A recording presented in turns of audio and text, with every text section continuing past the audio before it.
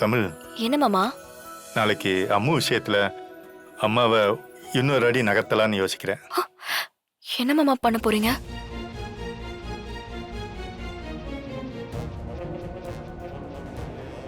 மாமா, நீங்க தானே ஜனாமா அம்மு விஷயத்துல ரொம்ப கோவமா இருக்காங்க.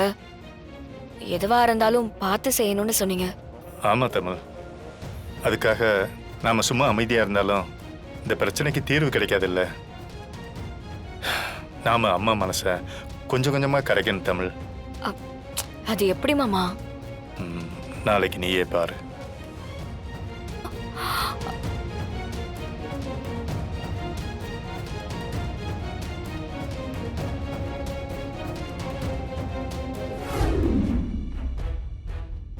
மச்சான், நான் உள்ள வரும்போது ஏதோ டீப்பா யோசிச்சுக்கிட்டு இருந்த மாதிரி இருந்தது. அப்படி என்ன பலமான யோசனை மச்சான்? ஒன்றும் இல்லை மச்சான், நடந்ததெல்லாம் யோசிச்சுக்கிட்டு இருந்தேன். ஒருவேளை ஆக்சிடென்ட் ஆனதை பத்தி தான் யோசிச்சுக்கிட்டு இருக்கானோ? மச்சான், பழசெல்லாம் எதுக்கு யோசிச்சுக்கிட்டு? தலைவலிக்கும், நீங்க யோசிக்கும் போது உங்களுக்கு கஷ்டம் இருக்கும், அப்புறம் மறுபடியும் ஏதாவது பிரச்சனை ஆயிட போகுது மச்சான். நடந்ததெல்லாம் விட்டு தள்ளுங்க, இனிமே நடக்க வேண்டியதை பார்ப்போம் மச்சான். இல்லை மச்சான், இந்த வீட்டில் நம்ம எல்லாரும் எவ்வளோ சந்தோஷமாக இருந்தோம். நான், என் தங்கச்சி மீனா, என் பசங்க, அதெல்லாம் ஒரு கோல்டன் மூமெண்ட்ஸ் தானே.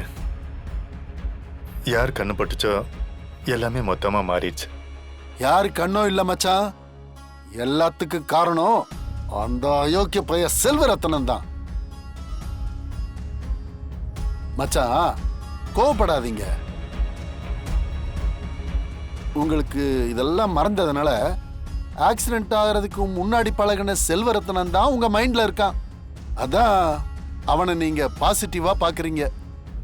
வேண்டாம் மச்சான், விஷம் அவன், விஷம்.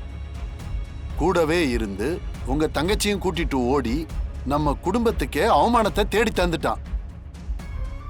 உங்களை கொல்லவும் பார்த்திருக்கான் மச்சான். அவனை மாதிரி ஒரு துரோகியை என் வாழ்க்கையில நான் பார்த்ததே கிடையாது.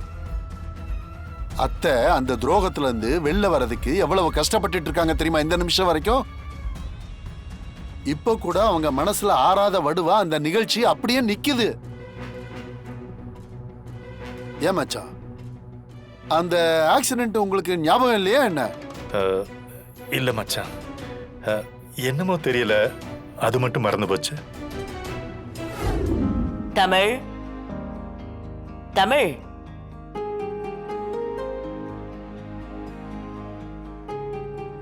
ஜனமா, டாக்குமெண்ட்ஸ்லாம் ரெடியா இருக்கா? எல்லாமே ரெடியா இருக்கு ஜனமா. சிபி செக் பண்ணியாச்சா? பார்த்துட்டாரு ஜனமா. அதுல எந்த மிஸ்டேக்ஸும் இல்ல. Very good Tamil. வர்றவங்களுக்கு ரிட்டர்ன் கிஃப்ட் கொடுக்கணும், அது ரெடியா? எல்லாம் ரெடியா இருக்கு, ரூம்ல வச்சிருக்கேன். சரி தமிழ், ஒன் செகண்ட். தமிழ், வர்றவங்களுக்கு போட்டு காட்ட பிரசன்டேஷன் எல்லாமே ரெடியா இருக்கு. ஆனா அந்த ப்ரொஜெக்டர் மட்டும் ஒர்க் ஆக மாட்டேங்குது. சிபி சார், நேத்து நான் செக் பண்ணேன், அது எல்லாமே கரெக்டா தானே இருந்துச்சு. அதான் தெரியல, இப்போ ஒர்க் ஆக மாட்டேங்குது.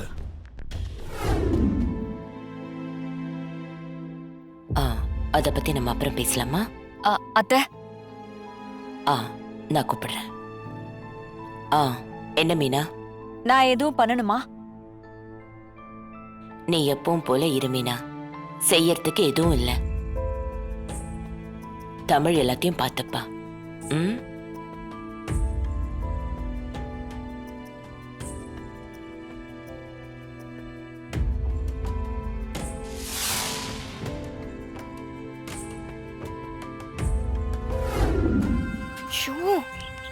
யாராவது ஒண்ணு பாத்துட்டு போறாங்கம்மா. நீங்க எதுக்குமா வந்த? விருந்தாளிங்க வராங்க, ஏதோ வேலை இருக்குன்னு கம்பெனி ஆளுங்களை வர சொல்லியிருந்தாங்க தமிழ், அதான் வந்தேன். அது உனக்கு இல்லம்மா, அதுக்கு வேற ஆளுங்களை வர சொன்னேன். உன்னை யாருமா வர சொன்னா? உன்னை மட்டும் பார்த்தா ஜனமா எவ்வளவு டென்ஷன் ஆவாங்கன்னு தெரியும்ல. திதி அன்னைக்கு எவ்வளவு பெரிய கலவரம் நடந்துச்சு, மறந்துட்டியா?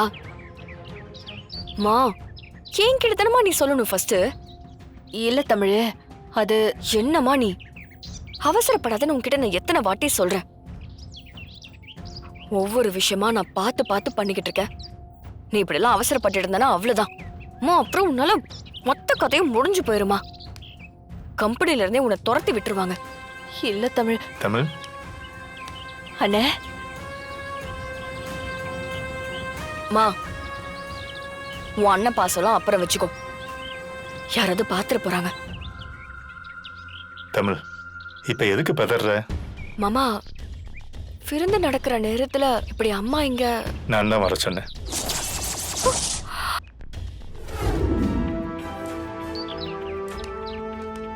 ஆண்டி, தம்பி. என்ன ஆண்டி இந்த பக்கம்? அது வந்து தம்பி, தமிழ் விருந்துன்னு சொல்லியிருந்தாளா, அதான். ஐயோ, சாரி ஆண்டி, வேலை பிஸியில் மறந்துட்டேன். நானே கூப்பிட்டுருக்கணும். ஐயோ பரவாயில்ல தம்பி. ஆண்டி, நம்ம கம்பெனியோட பார்ட்னர்ஸ் வர்றாங்க. வருஷத்துக்கு ஒரு தடவை ஜானு இந்த மாதிரி வீட்டில் விருந்து வைப்பாங்க. அதான் ஆண்டி. தமிழ் சொன்னா தம்பி. ஆண்டி, இது நம்ம வீட்டு ஃபங்க்ஷன். கூடவே இருந்து நீங்க பாத்துக்கணும், ஓகேவா? சரிங்க தம்பி. அதுக்காக வீட்டு வேலையெல்லாம் பார்த்துட்டு இருக்க கூடாது. அதுக்கெல்லாம் தனியா ஆள் வச்சிருக்காங்க, சரிங்களா? சரிங்க தம்பி. ஆண்டி, நீங்க மட்டும் தான் வந்தீங்களா? ஆமா தம்பி. என்ன ஆண்டி, தேனையும் இசையும் கூட கூட்டிட்டு வந்திருக்கலாம்ல? அது தேனுக்கு எக்ஸாம் வருதுல்ல தம்பி, ஓ. அதான் அவ படிச்சுக்கிட்டு இருக்கா. இசை வந்தா அங்க இங்கன்னு ஓடிட்டே இருப்பா, தொந்தரவா இருக்கும்ல, அதான் வீட்லயே விட்டுட்டு வந்துட்டேன். சரி ஆண்டி. போகும்போது தேனுக்கும் இசைக்கும் சாப்பாடு எடுத்துட்டு போங்க. முக்கியமா இசைக்கு ஸ்வீட் எடுத்துட்டு போங்க. சரிங்க தம்பி. ஹலோ. ஏங்க மீனா வராங்க. என்னங்க என்னங்க சின்ன புள்ள மாதிரி அழுதுகிட்டு? என் தங்கச்சி நிலைமையை நினைச்சா எனக்கு ரொம்ப கவலையா இருக்கு அமுதா. ஏங்க என்னாச்சு? என்னாச்சா? இந்த வீட்ல ராணி மாதிரி இன்னொரு ஜனகாம்பாள் மாதிரி என் தங்கச்சி வாழ்வானதா நான் கல்யாணம் பண்ணி கொடுத்தேன். இந்த வீட்ல அவளுக்கு அதிகாரம் கிடைக்கணும்னு தான் நான் இங்க அவ கூட ஒட்டிக்கிட்டு இருக்கேன். ஆனா ஒவ்வொரு விஷயத்திலையும் என் தங்கச்சியை ஓரம் கட்டுறாங்களே அமுதா.